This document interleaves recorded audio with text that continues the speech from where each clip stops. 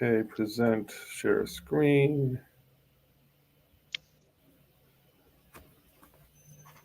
All right, so you see the screen? Yeah. All right, so the first thing is always to go and make a copy and name it whatever you want to call it. Something that identifies it as yours, whatever. Because these all sit on my server. I don't want people messing with the base one. That's kind of what it's all about. So we share that tab. And so these tabs are more for your information. The web links, the data entry units, the data entry basics. This is really for your information. Eventually, they're all going to kind of flow together when my designer finally figures it out. He's struggling with how to make what I want him eventually to do is semi-modern will meet a certain percentage of repair, like a new kitchen, 0% repair, a modern kitchen, whatever, a semi-modern kitchen, whatever. We're working on how to make all of this talk to each other. So right now, these are all for your records. Um, and then I start with the rehab tab myself. And let me actually just pull up what that address was. Um, 112 Lloyd, Latrobe, PA.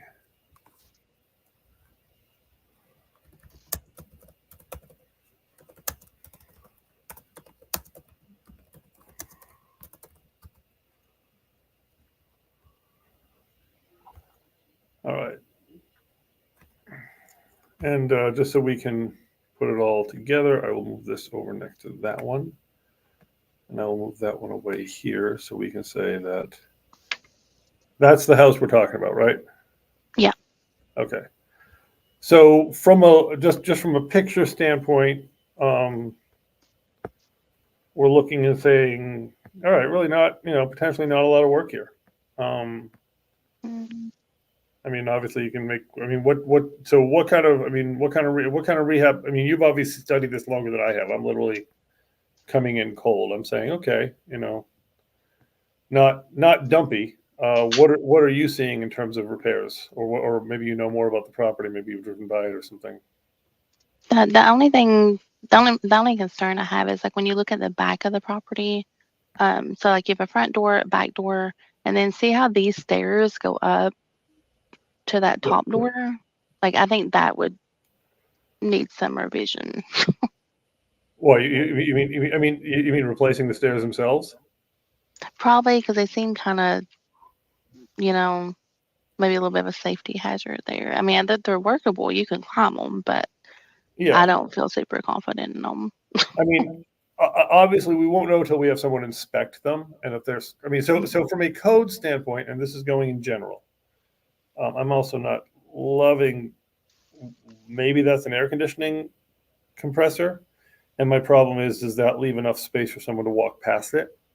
Hmm. But the rule of thumb in codes is, if it's there, they can't make you change it. So these stairs for our fire escape, obviously, are correct for the time they were installed, one would assume. So the code officer can't say, well, these were put in 40 years ago, so now you got to rip them out and replace them just because the rules have changed. Most towns, I'm not even sure they legally have the right to, but most towns don't make you pull something out. Now, are they rusted? Do they need painting? Do they need? I mean, we just had a set where the last few, like, it had a turn and then three more steps, and those steps had kind of rotted out, so we ripped them out. We rebuilt them out of wood. So structural issues, yes. Problems, yes. But can the code officer say, "Oh, modern code doesn't let them be so narrow or steep. You have to replace them"? You can choose to, but they usually can't force you.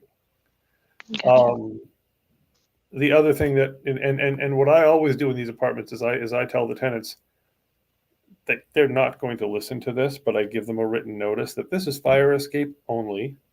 Maintaining its safety and de-icing is your responsibility, because obviously there's nothing keeping the water off of these.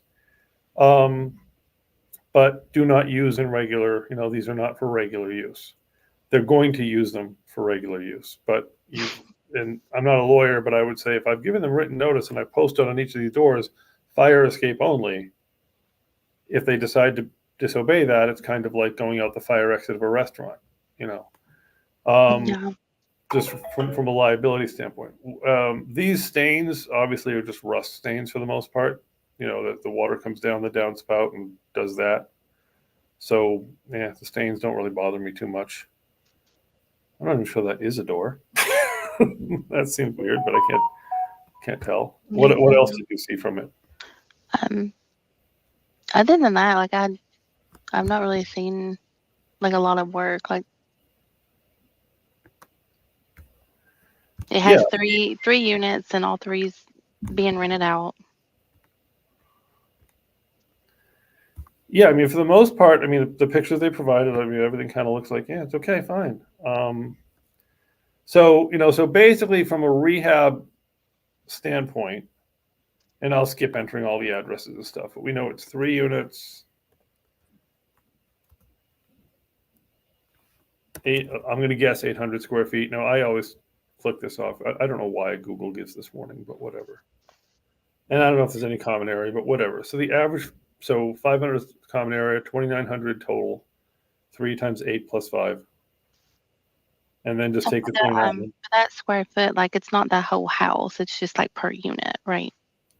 Yeah. So basically it's 3 units times 800. I'm guessing 800 per unit. I mean, obviously we need to get the actual information, but I'm guessing 800 per unit with 500 common area, porches, you know, hallways, whatever. So 3 times 8 is 24, plus 5 is 29. There's your 2,900 square feet. So it's saying, now I don't know if the Zillow gave a number for square footage. I don't think so. Okay, so let me see.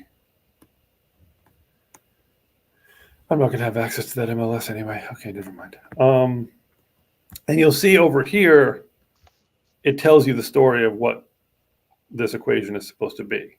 Mm-hmm. So you can always kind of double check. B6 times B5, quantity of that, 3 times 800 plus the 500. There you go. Then we say cosmetic condition, how many apartments need it? Let's say all 3 apartments need a 10% cosmetic renovation. And here's instantly I can tell there's an error here because it's supposed to be B6 plus B. I'm just checking B6.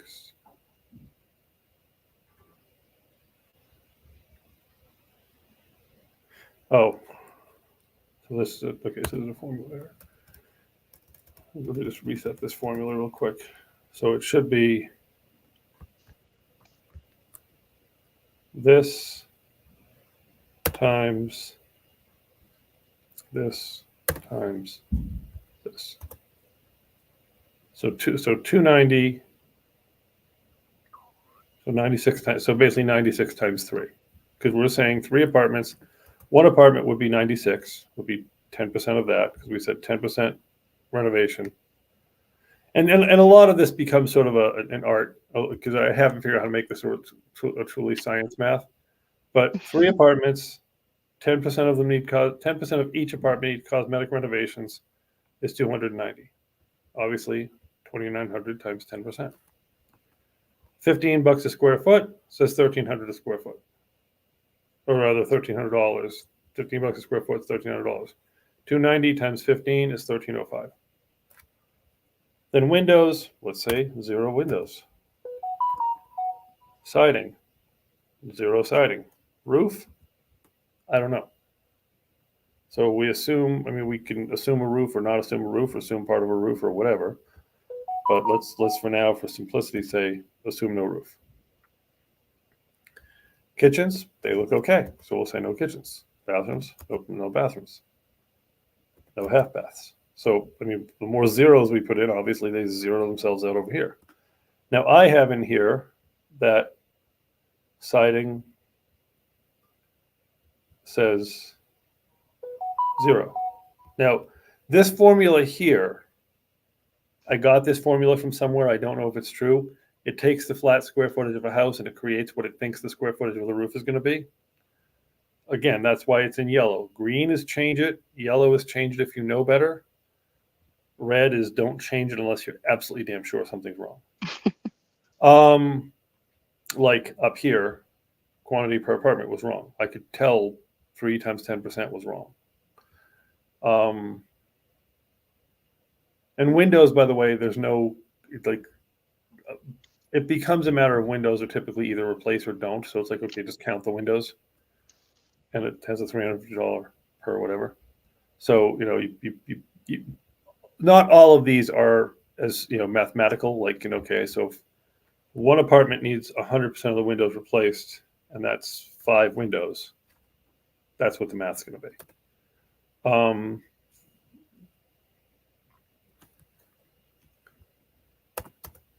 So then we come down here, we say, okay, porch.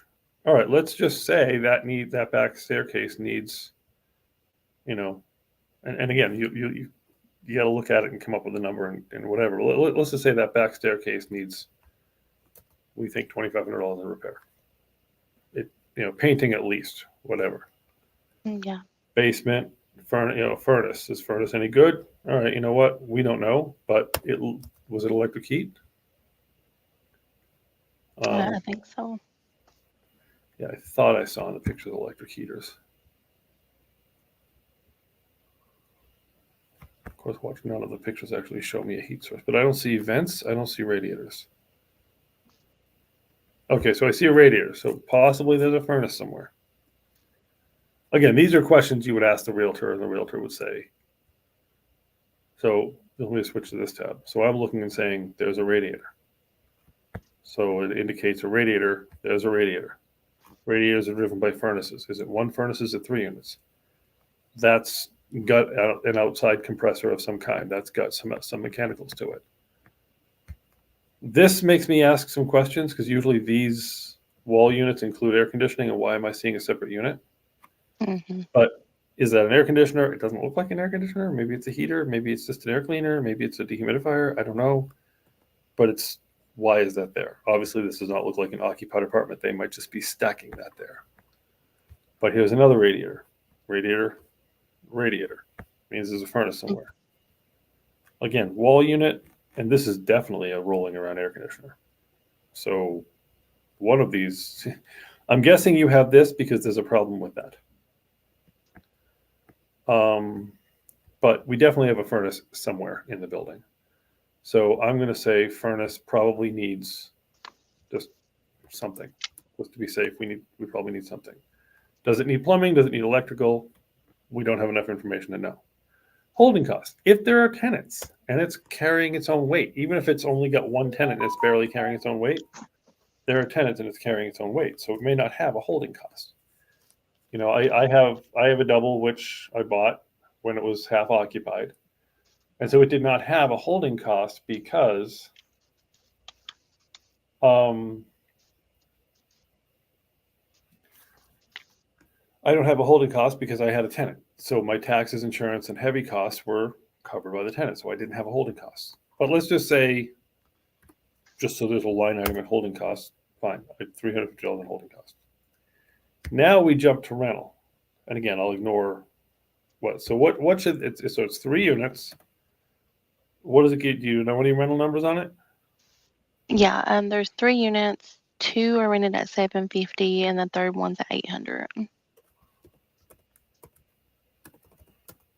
All right, so 2,300. I'm sorry.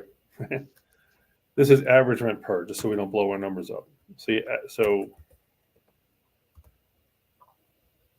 the average of those 3 numbers, and how you plug this number in, like you could just do the average and plug in the 766. You could whatever. The point is, this is average rent per apartment, Mm-hmm. and that's your annual take. 766 times 3 times 12. B7, B6, 12.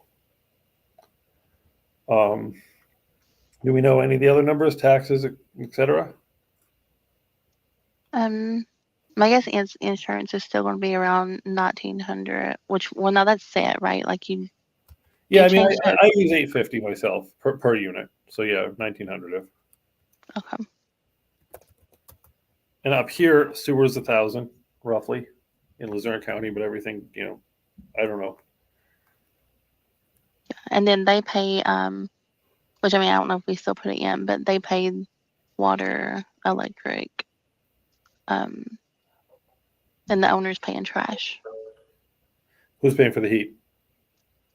The tenants. The tenants are okay. So yeah, so you're putting in landlord expenses here, and is it like 2,100 for taxes? 3,000. Yeah, I think yeah, probably. Yeah. So I mean, you know, but obviously you change that when you get the exact numbers. But this is sort of how to use it kind of thing. You know, the owners pay for trash. Do we have a number on what trash is? I think it's like $90 every quarter. Oh, that's not bad. Okay, so and I'll always, I mean, not always, but I'll usually fudge that up a little bit. That's what the 1.2 is about. I said 90 times 4 times 1.2, assuming that you might not get the same deal this owner's getting. You might have to change companies, whatever. Leave yourself a little safety. Yeah. That is optional. That is, you know, kind of, again, this is a lot of gut reaction stuff.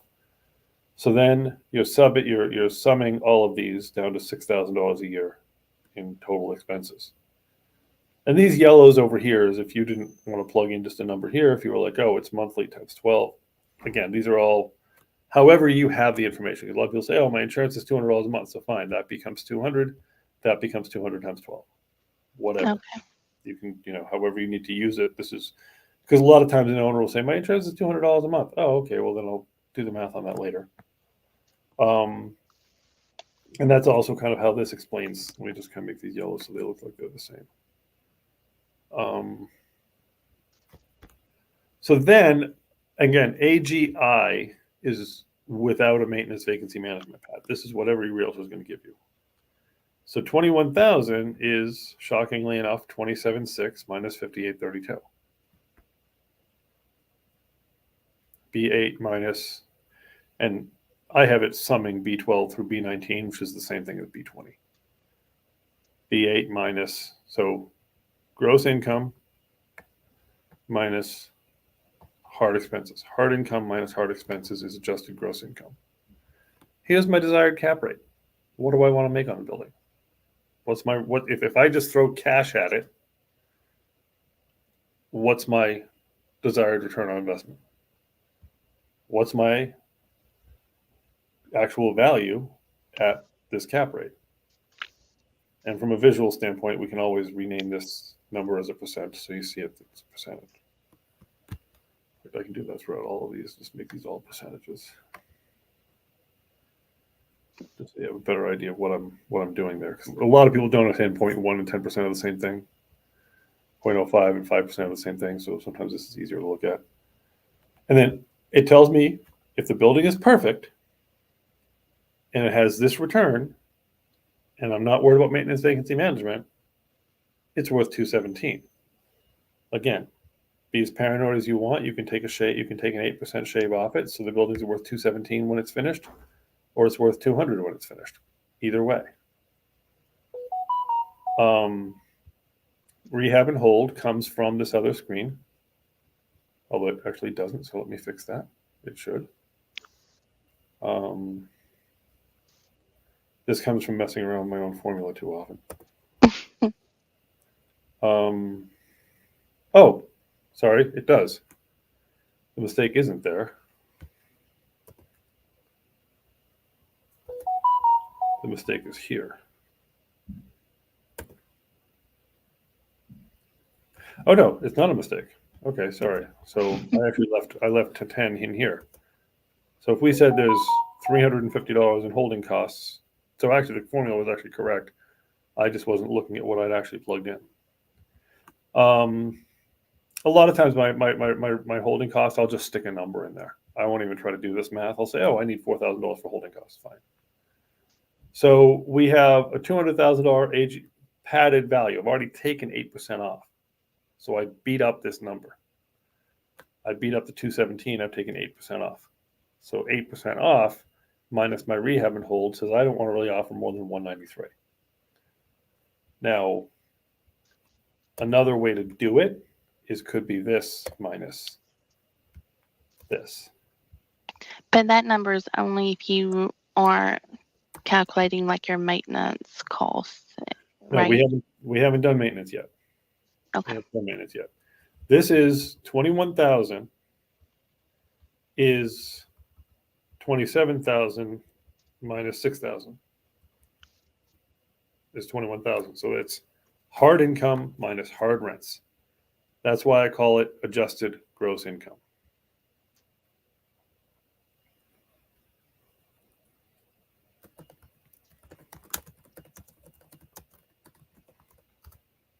So this one is this minus that,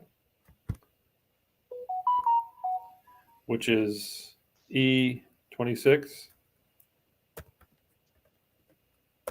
minus F26, which I need to do it so it'll show the letters. And this is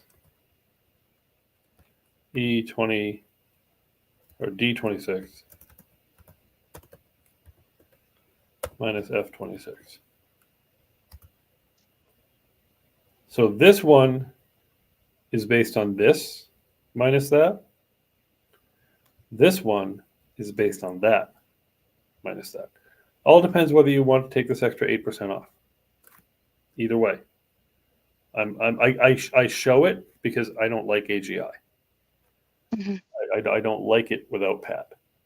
But your actual number is probably between these two after this estimate of repairs. Estimate of repairs goes up, and I'll show you that now. If estimate of repairs goes up, let's just say, let's say you need 2 furnaces.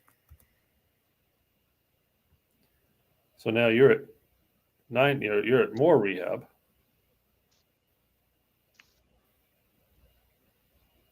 All of a sudden, your values are lower because your rehab went up. Okay. So it kind of all plays into itself. Then you decide what you want for maintenance, what you want for vacancy, what you want for management. You decide that separately. 5%, 5%, whatever. And it should be this times, I'm sorry, whoops.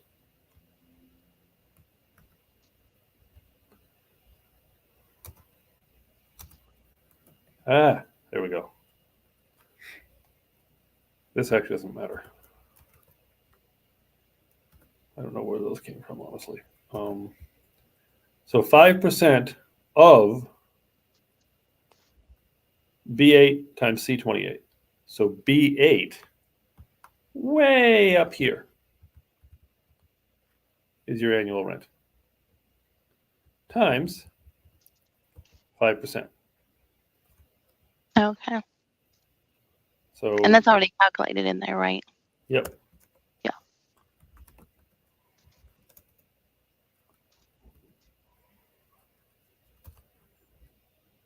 And actually, no, I'll just take it out of here.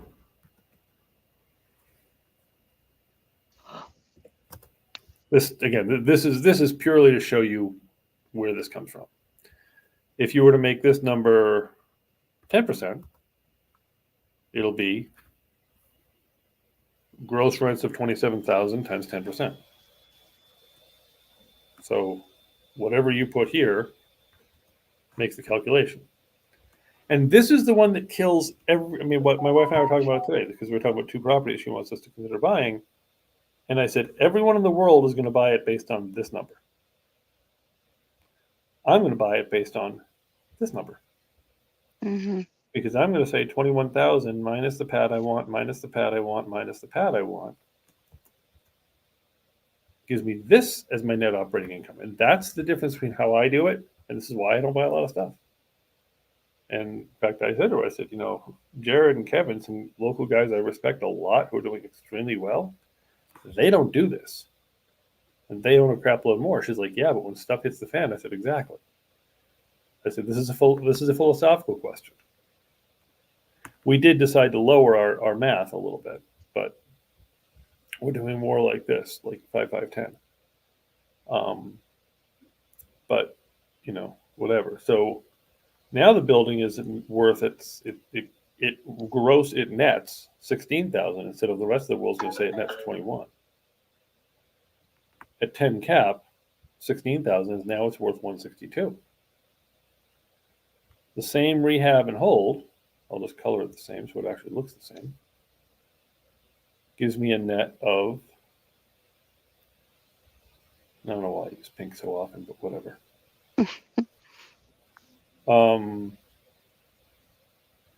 Now you'll notice in this one I didn't do this 8% off thing because I have a wholesale fee.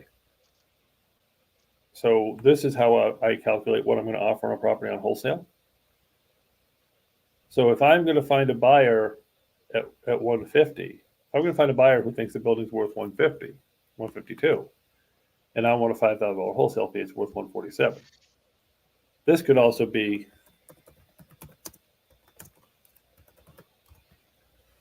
wholesaler pad, meaning what you're doing for an 8% here, you can throw in there. The point is you want to be buying this building, my opinion, if these are what you want, if these are what you're comfortable with for pads, annual pads for these categories, 152 to 147. You want to be somewhere down here after that assumed rental. Now, I will tell you that this mortgage calculator, I find it not worth doing all this crap to generate my mortgage payments. I just go over to mortgagecalculator.org and I say 150 times 7% at 20 years, yada, yada, yada. And I'm just using 150. You put in whatever number you want. Is 1162 a month. So if you do want to use this, and this is the advanced section, where'd it go? This is the advanced section here. If you did want to plug in and say, okay, my AGI value, my down payment, boom. Now I have to figure out what my cash on cash return is every year. So now if I'm at, and I'll bring it to, let's say 180. I didn't even look what they were asking in this building. I think it's like 175 maybe.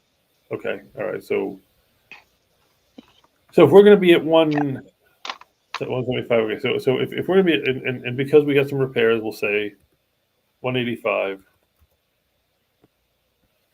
That's 1432. And that's a month.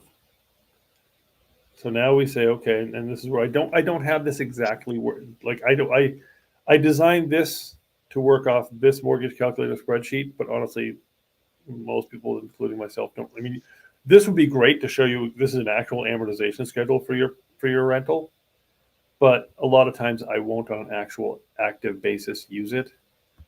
I will simply say, okay, if I've got, and the first choice you have to make is, am I going off this number or this number to figure out how much is left after my mortgage payment?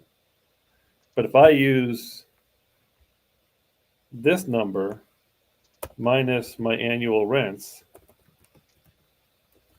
or minus my annual mortgage payment, I'm sorry, not my annual rents, right now, today, with what we've come up with, the building cannot pay with this return, cannot pay this mortgage. Oh, wow. If you take out the maintenance vacancy management pads that I'm suggesting. In fact, I'll add that in as a column right now, or as a row, rather. Okay, so okay, I'm following you all the way to the max offer. Like that's, you wouldn't want to offer any more than that. But when you come down onto the cash on cash, how did you calculate that again? Okay, so cash on cash, and I'll actually add rows because this probably should be something should be in there. So cash on cash, so mortgage, so assumed price, mortgage, annual mortgage, profit, net after mortgage. And I'll add something else in here too. I'll add the SCR calc too. Because sometimes, so all right, so if we have an assumed price of 21,768, which is this number. Or no, sorry, assumed price of 217. Sorry, and an assumed price of 162 there. And then I'll just plug in numbers. I'll plug in this number.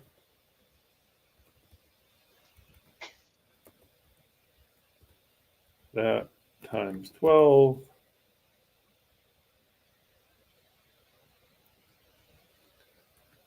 And let's see.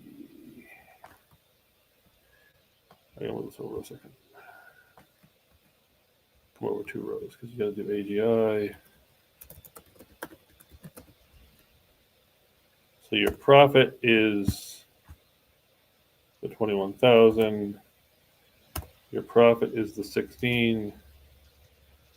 Your cap is your cap, so that's the wrong cap. Your cap is the cap. Your cap is the cap. So 21,000 turns into 217. 16,000 turns into 162. And what's 217 on a mortgage? Now you see, I said 217, but I added in my head, I added the rehab cost.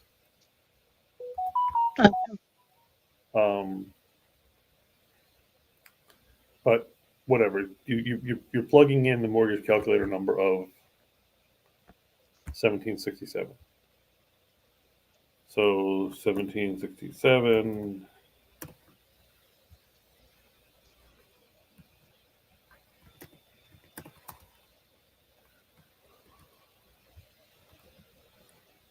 Okay, so now your profit is your gross profit minus your mortgage, which is your cash return. Or your net after mortgage. So, and I'll put the formulas down here now. So this is simply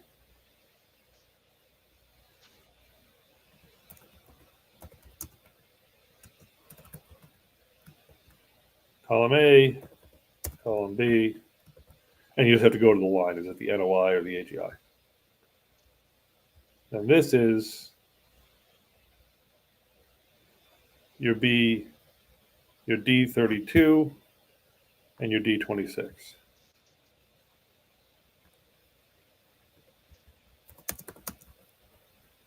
So this is your numbers from above here. I'm just pulling stuff down at this point. Then my mortgage is my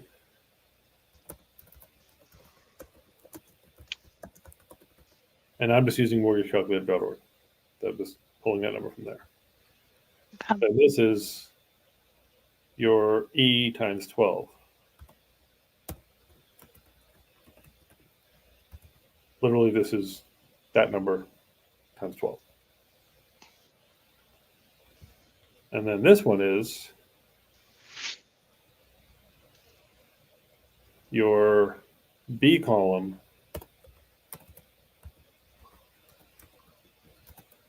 minus your F column.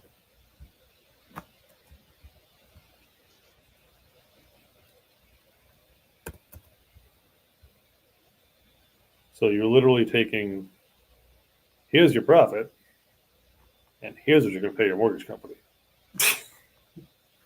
Mm-hmm. Obviously is not great information.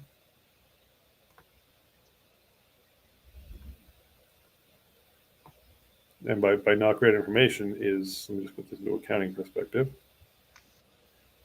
Here you're losing money. Here, your cash flow, you're in the money, at your pocket money, assuming you borrow every dime from the bank, or you borrow every dime from yourself and you're paying the interest rate, whatever. You're making $500 a year on this building after what you're paying whoever you get your money from. Here, you're losing. I don't know why it's exactly the same number, but whatever. But here you're actually losing. Now watch if you were to do 5% on your NOI, all of a sudden you're making money. So you can play with your pads if you want. You know, you can say, okay, I want to do 555. Then you're making $1,000 a year. So that don't seem like a good number to me. Like, what do you look for, like, as far as like? It's not even close to a good number, because let me just do two other maths here for you real quick, and then I'll get back to that question. So if you are looking at DSCR calc, and we'll use AGI and NOI. Again, we're doing the same kind of math. So if your DSCR calc on AGI and NOI, so your NOI is your 17,000 over 12. Your AGI is this other number over 12. So that is, you know what, I could actually take these. That's going to screw me up. All right, so that is that. And that is that. So your profit, your monthly, your DSCR of 1.25, and your max payment.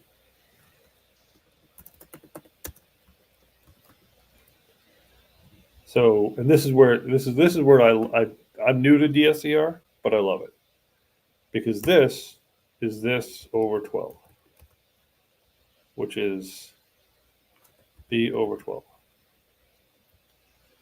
C over 1.25.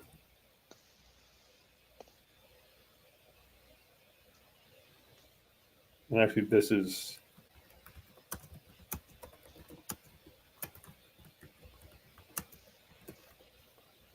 better way to say it is this. So it's this over 1.25. I think it would really help if I put a field in there first.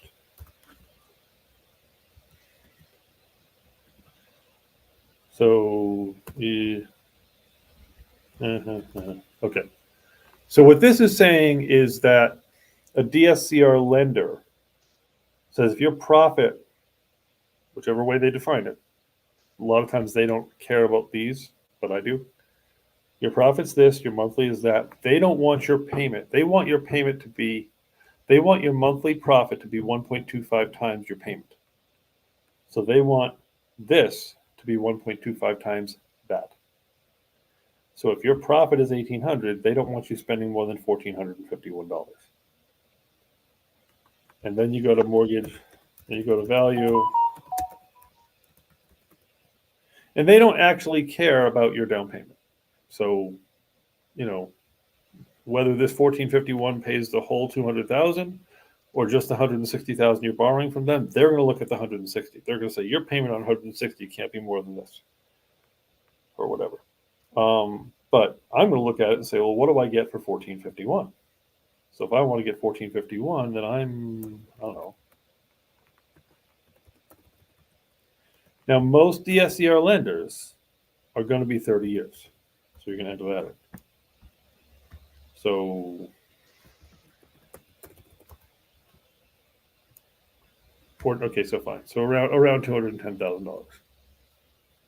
So a DSCR lender is going to say this building is worth between $210,000 and whatever 1175 is.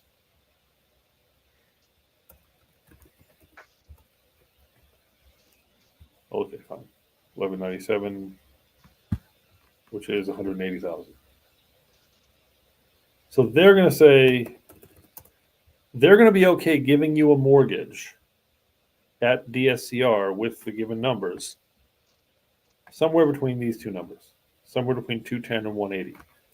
That means you can buy $230,000 to $250,000 worth of property because they're only going to care about the payment on the amount of money you're borrowing from them. I would say the building is worth finished between these two numbers. That's the way I would look at it. You know, because I want even my money that comes out of my pocket, I want it making money. So basically, this is a way of looking at DSCR. This is a way of looking at DSCR and saying, okay, if I plug in my profits, this will tell me what my monthly payment to the bank should be. And then I go to the mortgage calculator and say, how much money can I borrow to get that monthly payment? And where the gut comes in is, are you willing to leave money? Are you willing to have a down payment left in the project after that? Well, the bank basically says the 0.25 gives you your profit and pays you back for your down payment. I say it gives me my profit. It does not pay me back for my down payment. So I'm saying I want to be done for 180, bought, fixed, and done, so that when the bank gives me an appraisal of 230 and they give me 80% of that, I get my whole 180 back. So does that make sense? Yeah. Yeah, so basically, this is when you're going there. Now, what we do in our math is we say, okay, let's just get this out of here because it's kind of an orphan. So it's this one. What we do in our math is we say,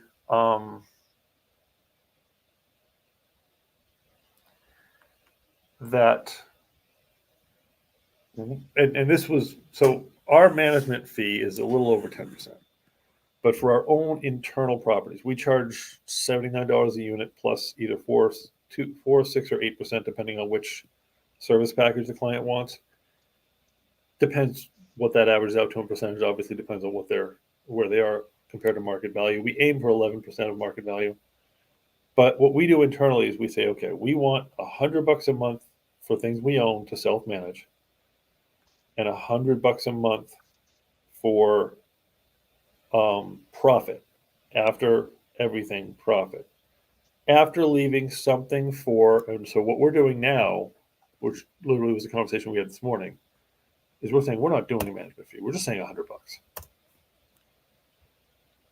These numbers already come out. So right now on me, this building would be worth $19,000 NOI. And I want, from this monthly $1,584, I want $100 for management and $100 for profit. So 1,584 minus 200 would leave me at 1,384. DSCR says 1,267. So we actually would, be okay a little higher than this, or my wife would. I kind of like staying with DSCR, but the point is, we want $100 to manage it if we're self-managing, and we want $100 in our pocket after everything is done. So, I don't know. The other way that one of my clients does is he'll take this number and he'll say, I want $300 a door. So he wants $200 to $300 a door. So he wants $400 to $600. And he doesn't worry about maintenance, vacancy management. He's like, what's my monthly after my hard costs? Take out $400 to $600. Obviously, he just usually aims at 5. Okay, so 1814 minus 500. Okay, 1314. That's right. That's what he's willing to pay in a mortgage every month. And then he's like, all right, my mortgage is less than $1,314. I'm buying the building. The building makes sense for me. So he has sort of a dollars per door math, which I might as well add that on here too as well. And this is where, how this is where the personal difference is. So this is dollars per door.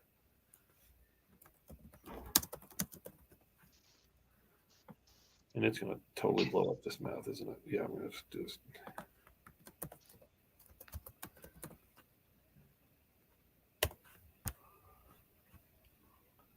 AGI of that. NOI of that. These, I think, should all stay in place, right? Although we won't need some of them. Yeah, so if then you have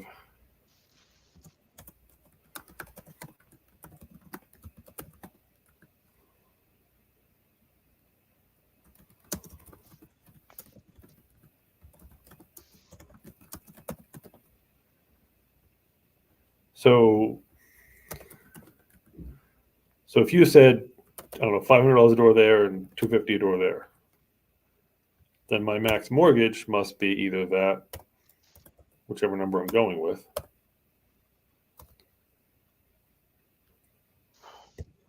and my max mortgage here is that. Really the same? Oh, okay, it is. Fine. T42 minus T42. Yeah, okay, that's weird. It's weird when things are the same.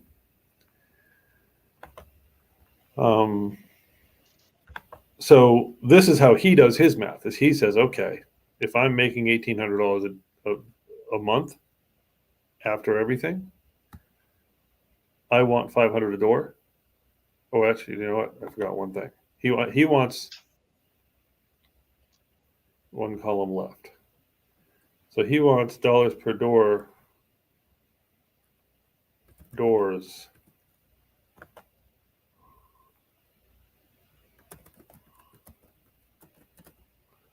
So he wants $250 a door, and then your doors are whatever.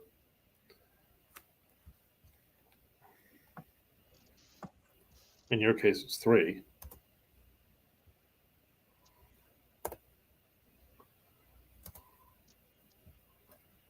So he wants $250 a door times that. Then it becomes monthly mortgage minus that. And then it becomes monthly mortgage minus that.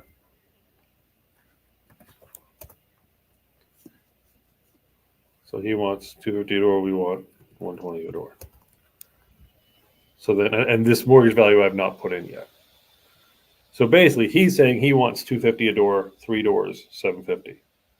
We're saying we want $120 a door, 3 doors, $360. And then you go to mortgagecalculator.org and you find out what these numbers are. So this is the way he does his math. So really, there's 3 ways to look at it. This is your cash on cash return. This is after you've taken into account your mortgage. These 2 tell you how much mortgage you can afford. So when you said that there were the mortgage value and you said you would go to the mortgage calculator, you would go to figure out what the value needs to be in order to get that profit, right? Okay. Yeah, like so basically if I'm targeting, all right, so whichever, I'll just pick one of them. If I'm targeting $1,000 a month, that's the max mortgage payment I can afford. It's $1,064. I go over to mortgagecalculator.org and I set all my terms. I set my percentage. If I'm doing DSCR, if my bank is giving me 30 years, it's 30 years. My bank is giving me 20 years, it's 20 years. Whatever it is, plug that in. Plug in the percentage my bank is giving me. Now, mess with this until I get a match of this number. If I can afford 1,064, then I keep playing with this number till I get 1,064.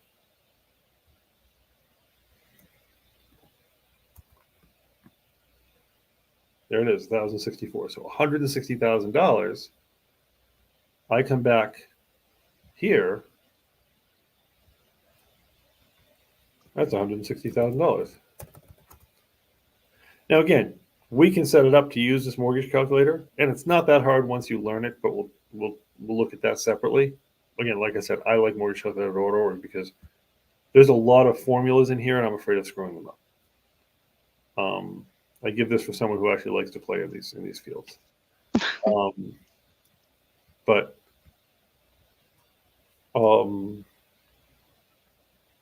So basically, I know if I need to target a mortgage of 1,064, I got to be at $160,000. That's my. Now, this is where it cuts back to the art. If you have a down percentage, and this is where it gets back to the art. To me, I want every dollar to be 160,000. I don't want just the bank's money to be 160,000. But if I want to know what it is with the bank's money being 160,000, then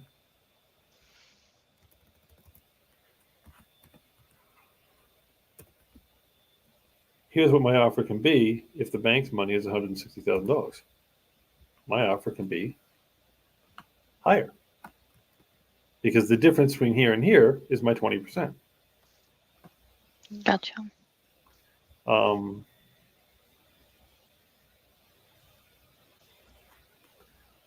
So, like, I'm going to make the offer here. Somebody else might make the offer here and say, you know what? So what? I have 40 grand in the building. Okay, I'm okay with that. I'm going to say, no. I'm going to offer 160 or try to get it for 160, so that when the bank refinances me, I get all my money back. I get my down payment back. The bank puts up the rest of the money, and everything happens. Or I know I'm going into it with the equity, whichever. The point is, I know I'm safe. So if I wanted to appraise for this, so the bank gives me that, and then I want every dollar to be that.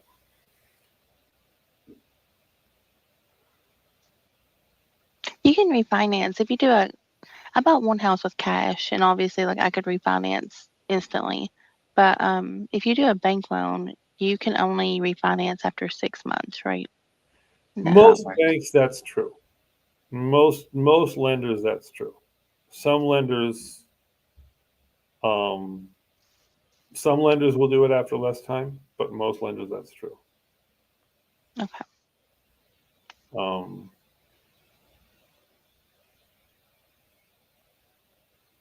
yeah, so that's kind of where. But basically, so and I realize this kind of. I don't know how to. I mean, I don't know how to make these any simpler, honestly.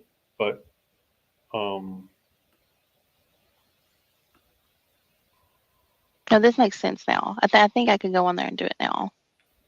yeah, and you just got to kind of And again, if you find error, that's why I always try to tell what the formulas are. If you find errors in the formulas, great, let me know. Now, cash on cash return, just to revisit that real quick, just so we don't kind of ignore that, is your cash on cash return says that what I'm really going after here is I'm saying 217, my down payment is $43,000. Now, if I get a $19,000 property, now this is actually taken off the mortgage calculator formula. So, if you don't fill in the mortgage calculator, it's not going to work. But if you figure out what your profit is after you pay your mortgage, which let's just use the DSCR one because it's easy. In theory, your profit is the difference between this and this. So your 0.25 profit is this minus that times 12.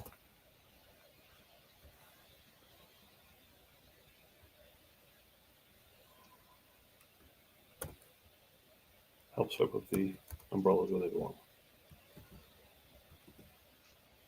So now my profit is around $4,000 a year. If I plugged in $4,000,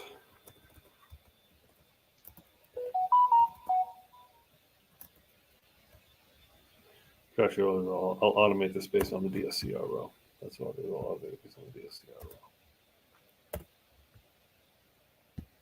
Boom, boom.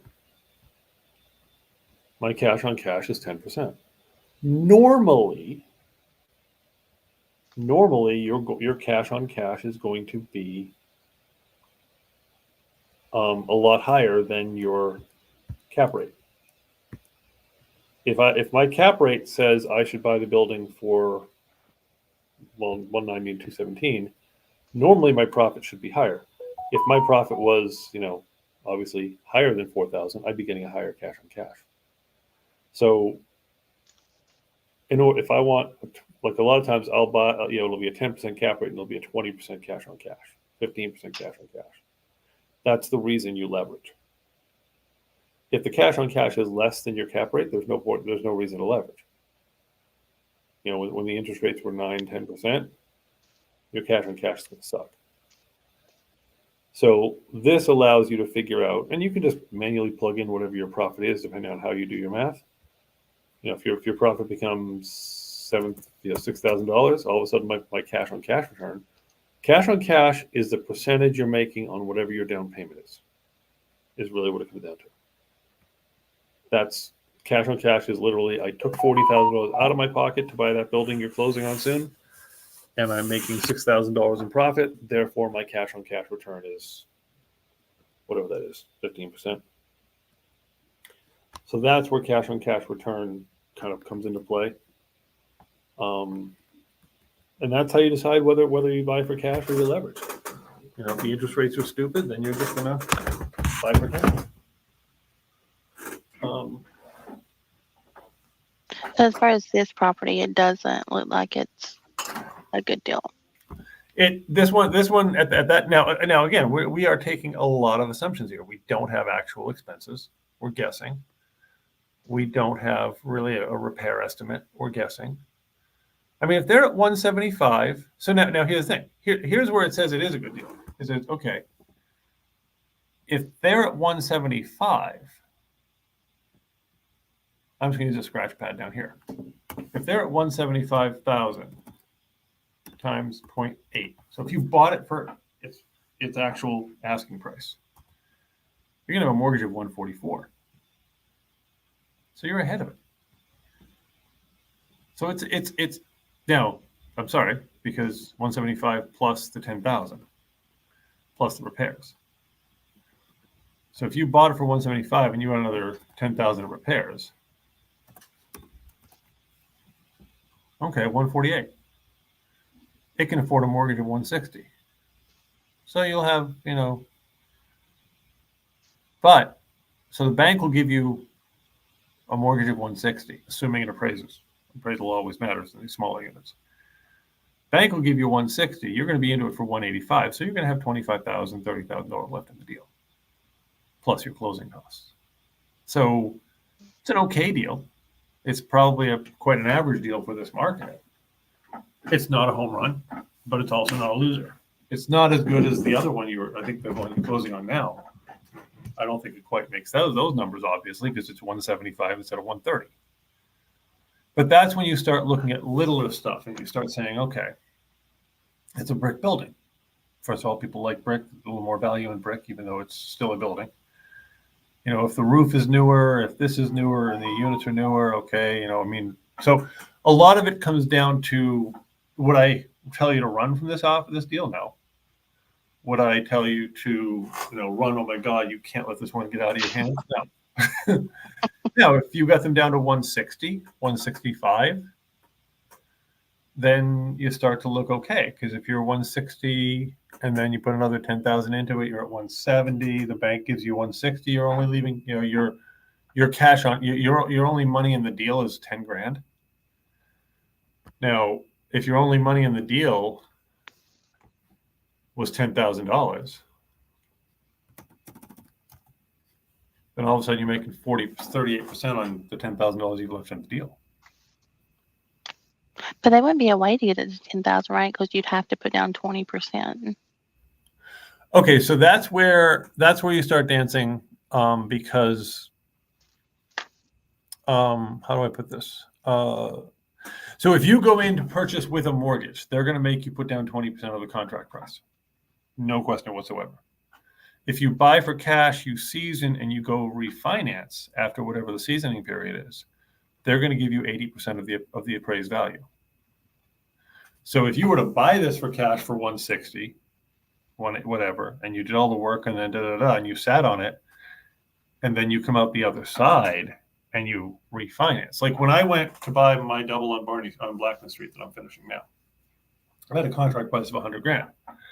Bank would have only given me 80, and I would have been up the creek for all the repairs. So I said, you know what? I'm not doing that. I'm going to take my line of credit. I'm going to buy the building for 100, put another 50 into it, and then go to the lender and say, I want to borrow 80% of its current value of 2.25, which we ended up at current value of 200, but that's okay. So I have 150,000 into the building out of my line of credit. The bank is giving me $150,000 back. So I effectively got a free building. Yes, I'm paying interest on it, but whatever. So if you're buying with a mortgage, then yes, you're going to be 80% of the contract price. If you're buying cash and then refinancing, you'll be 80% of the appraisal. So it all kind of depends when you bring the bank into the equation. Gotcha. It's kind of how it decides what your 80% is 80% of. All right. Okay. All right. This has been super helpful. All right. Cool. I will talk to you soon, and we'll arrange something else. All right. Thank you. Thank you.